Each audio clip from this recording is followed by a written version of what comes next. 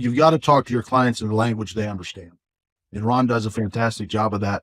He grew up as a farmer, and then he went to MIT, and then he went to Harvard, right? So he can talk both in the language of the industry, but more importantly, in the language of his client. And that's a very important and useful thing to remember. And I learned that a little bit in the Army too, right? So for a period of time, I was at the Pentagon, and I ran the IT department that supported, part of the operations center. And when the generals had questions, they did not want to hear technical language because they didn't understand it.